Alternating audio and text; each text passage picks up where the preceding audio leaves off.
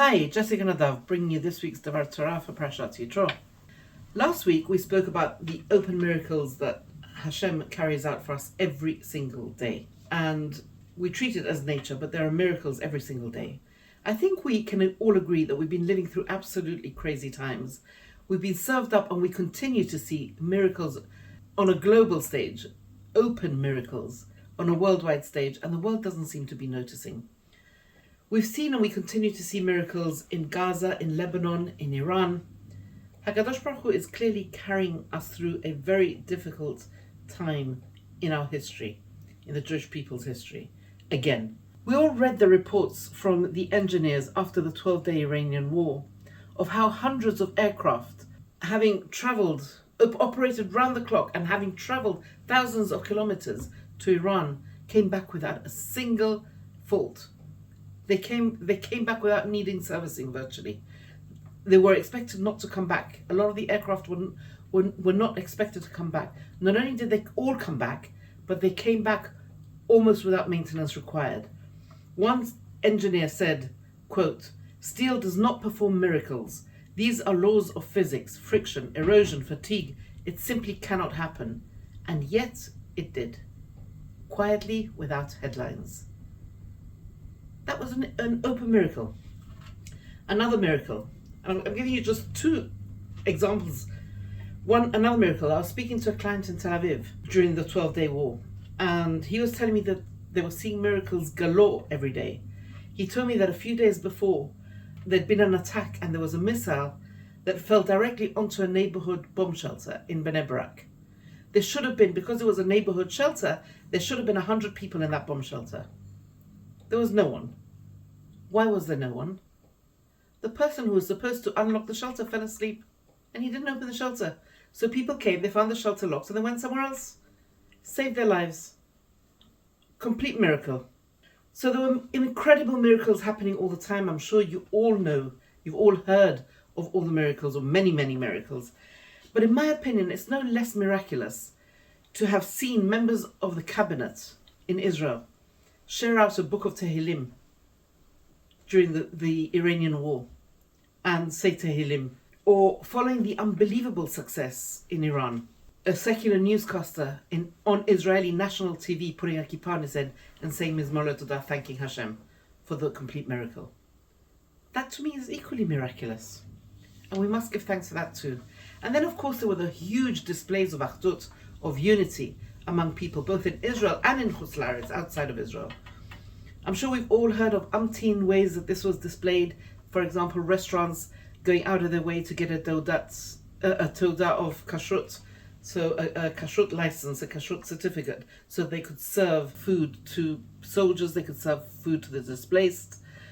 Incredible. When have we ever heard of that before in history, or since the start of the State of Israel? Huge amounts of chesed, of loving kindness, with people supplying for free, every possible item that the displaced people needed, from clothes to toiletries to bedding, you name it, toys, everything, for free. I'm sure you've all heard them. I don't need to go on about these, but let me just say that when soldiers go into the army in Israel, they call each other achi, my brother. And whilst this is used freely in Israel, like in England you'd say mate, they say achi, in the Israeli army it takes on a whole different meaning, because there they mean it. They really do mean my brother. There's no distinctions between from, not from, kippah sruga, black kippah, velvet kippah, cloth kippah, Ashkenazi, Sephardi, Yemenite, Mizrahi. It doesn't matter. They are all brothers, and we must take that lesson on. We must learn from that. Our son, who's waiting to draft as a lone soldier, please God, HaKadosh Baruch Hu should keep him safe and sound, told an audience recently, he was called up on stage unexpectedly at a lone soldier event, and he told the people present, he said, in Israel there are no lone soldiers, because everyone I've told that I'm a lone soldier treats me as family. And that's such a beautiful idea, to think that we're family. So in fact, in this week's parasha, we learn from Rashi, when we're standing under Har Sinai, under Mount Sinai, he says that we stood ke'ish echad belev echad, like one person, like one man with one heart. And we learn, in fact, that not only that, but we could only receive the Torah when we were standing Keshechad Belev Echad. We could only receive the Torah when we were standing shoulder to shoulder with our brethren. That's the only way we could receive it. But it's not coincidental, as I keep saying. There's not a letter that's extra in Torah. Every letter counts, and it's no coincidence that it's Ke'ish Echad, like one person. It's not one person. The Torah acknowledges that we're not one person. We don't all think the same. We don't all look the same. We don't all have to be the same, but we do have to be with one heart. We can be like one person, but it has to be with one heart. Okay, and we'll talk a bit more about this next week with next week's Parasha.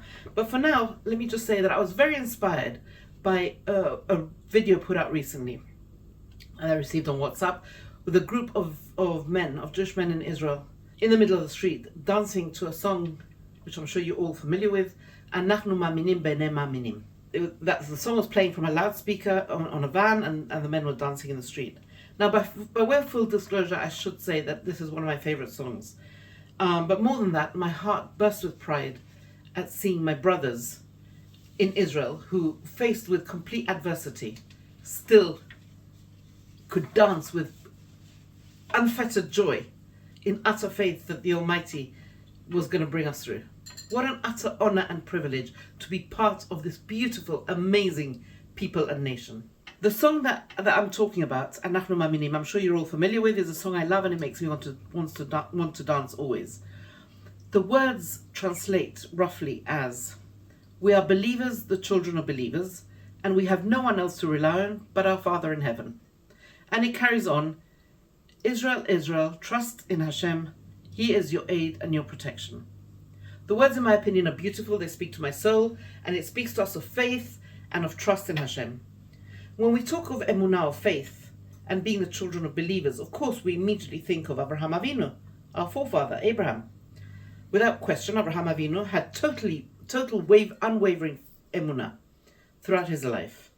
He is the father of our faith, and we try and emulate him. We've discussed him earlier, and you can go and watch those videos. We've discussed him when we were discussing the earlier parashiyot in Bereshit, Lech Lecha, etc. And you can go and watch those. But through him, through Abraham, we learn that we can and we should have an individual and personal relationship with Hashem, with God. We should talk to him directly in whatever language you want. We should have a personal relationship. And we see time and time again with Abraham Avinu, he has that personal relationship. He argues with God. He negotiates with him. He even, as according to the Midrash, leaves him waiting whilst he attends to his guests. And so we see that the person who most personifies faith, emunah, has a personal, almost familial relationship with the Almighty. However, going back to the song, my husband gave me a different take on the song. And I'm sorry to have to spoil it for you. He spoiled it for me a little, and I apologize in advance for spoiling it for you too. These words, the words of the song, Anachnu Ma'aminim B'nei Ma'aminim, come from the Mishnah at the end of Sotah. And the Mishnah is listing problems that will plague the pre-Messianic generation. In other words, before Mashiach comes, these are going to be the problems. And it lists 14 things, which include things like inflation, things like chutzpah of the generation, etc. And then it says, Anachnu Ma'aminim B'nei Ma'aminim. We are believers as children of believers. Now, we tend to read the whole passage as a list of 14 things, 14 indictments or challenges of the generation that we can expect in that generation. But no matter what, we are believers as children of believers. Despite that, despite all those 14 things, we are believers as children of believers. And we rely on Hashem. Now, if we take this list without the words of the song, as I said, there are only 14 things, and those are challenges or indictments of the generation. Says my husband, there are many lists of 15 things in the Talmud, but not 14. This, he says, indicates that the final line, this Anachnu Ma'aminim, this we are believers or children of believers, is actually another part of the list, is another issue with the generations, another indictment of the generation. It is a problem.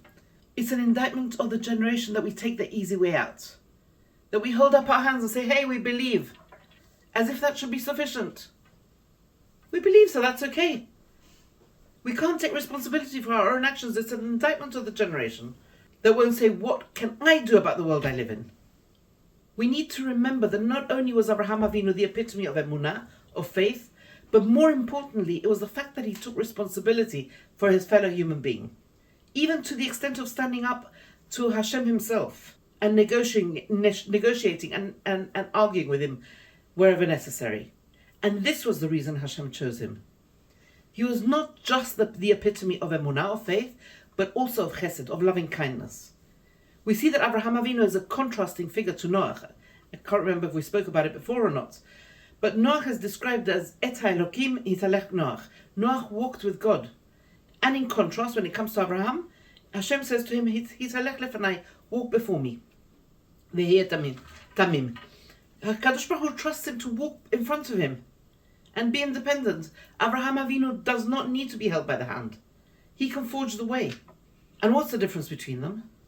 So Noach managed to bring no one except his own family, his immediate family, onto the ark, whilst Abraham goes and brings people along wherever he goes. Wherever he goes, he schleps people with him. Noach doesn't fight Hashem for anyone. Noach is building an ark for 120 years and he doesn't bring anyone with him. He doesn't fight for anyone. Whilst Abraham fights for every single soul, whether he's fighting the king of Sodom or whether he's arguing with Hashem himself. Noach is happy to reside in the world of din, of judgment, of divine decree, whereas Avraham Avinu demands a world of loving kindness. He demands a world of chesed, even from Hashem himself. So why was chesed so important to the person who embodies emunah, who embodies faith? Why is kindness so important to a person who embodies faith? So Chazal, our sages, tell us that at the beginning of Pirkei Avot, of the ethics of our fathers, that gemilut chasadim, and this term is a bit difficult to translate, but let's call it now acts of loving kindness, is one of the pillars on which the world stands. But what is that connection to emunah? Why is that connected to emunah, to faith? Why is loving kindness connected to faith? So the Midrash links chesed to emunah. It says that one who rejects chesed, one who rejects loving kindness, it's as if he rejects God himself. Why? When looking at the beginning of the Torah, you'll think that the Torah is showing us that Hashem created the world and that he's the almighty creator. And it's true, he is. However, this is not what defines Hashem's relationship with humanity. If we look at Hashem's first act, I'm not talking speech, act, for Adam and Chava, for Adam and Eve, immediately after they sin, what does he do? Immediately an act of chesed, an act of loving kindness. He not only makes them clothes, but he clothes them. He dresses them. And if we look at the final act of HaKadosh Baruch Hu in the Torah, we see another act of chesed, another act of loving kindness. He does Moshe the ultimate kindness. He prepares him for burial. Explaining this, says the Maharal, that just as in a chain the connecting links are on the ends, so too the links to HaKadosh Baruch Hu that emanate from the Torah are created by chesed. It's teaching us that the Torah is a total embrace of kindness, a total embrace of loving kindness, of chesed, from Hashem. Avraham Avinu understood this very well. He had total emunah, he had total faith. He understood that emunah, that faith, and his desire to bring HaKadosh Baruch Hu into the world requires action. And how better to bring HaKadosh Baruch Hu into the world than to emulate him, to emulate God. And how does he do that? By being the epitome of chesed in the world, by being the epitome of kindness in the world. He wants to emulate God. He emulates the loving kindness of God.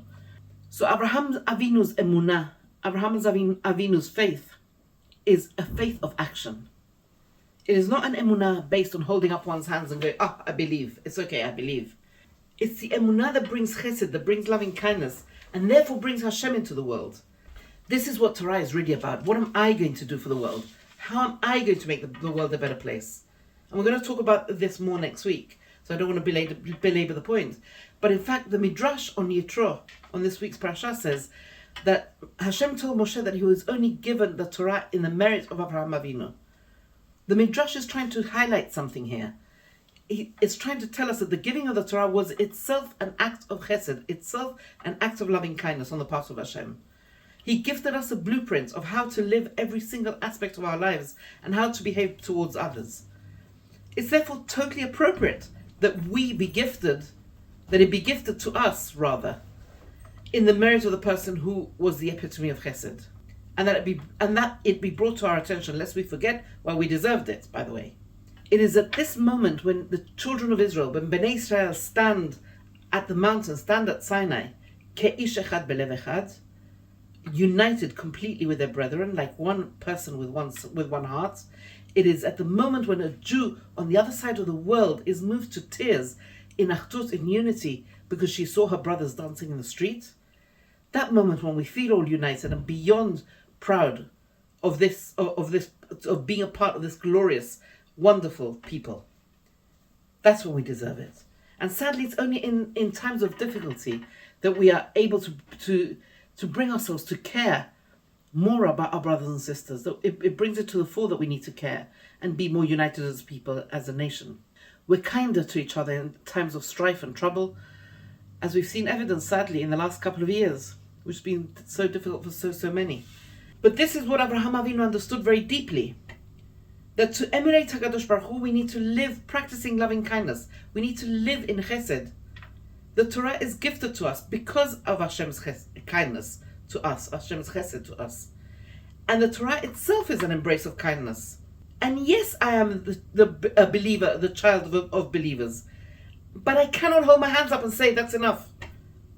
Like our forefather Avraham Avinu, I need to have faith and trust in HaKadosh Baruch Hu, yes, but I also need to be a partner, an instrument in making the world a better place. I think I mentioned this back in Parashat Bereshit when we spoke about creation. And I said, Naseh Adam, that let us make man. What does that mean? I said, Hashem makes us a partner in the creation of this being called man. Hashem didn't create man without our input. We have to be a partner with Hashem in order to create what Hashem means of man. And in order to do that, we need to emulate Avraham Avinu, the first person that Hashem chose to be our forefather. We'll be discussing this more next week. But for today, let's just say it's the little things that make people love, care, and create achdut, unity. Let's smile. Let's be kinder to each other. Think of how we can help each other. Be more patient. Let every Jew be achech, your brother. Let's learn from our soldiers, eh? And in the merit of our soldiers and Leilui Nishmatam, of the fallen soldiers and the fallen hostages, Lehavdil, and in the merit of our brave warriors, let's turbocharge our achdut. Let's turbocharge our unity. I was giving a shiur the other night to a group of men, and we got talking after the shiur, and one of the people attending came up with things about the number 13. Number 13 came up, and I explained that the reason the number 13 is unlucky is in the non-Jewish world is because it is equal to the numerical value of the word echad in Hebrew. Aleph, Chet, Dalet. It's equal to the numerical value of echad, of one. When we emulate our Creator and become one, when we are fully united and we stand ke'ish echad belev echad, like one person with one heart, we are invincible. And that spells trouble for the non-Jewish world. They cannot destroy us. But getting there requires action. Like Avraham Avinu, it requires action. We need to behave like him. It's insufficient to hold up our hands and say, anachnu maminim. We're believers or children of believers. We need to treat each other with loving kindness. That's our action. To emulate our faith. It's our action to show that we're brothers and sisters. We're alive in unity. We live in unity. And only then will we be deserving of receiving the Torah and Mashiach b'mehera b'yameinu amen. Shabbat shalom.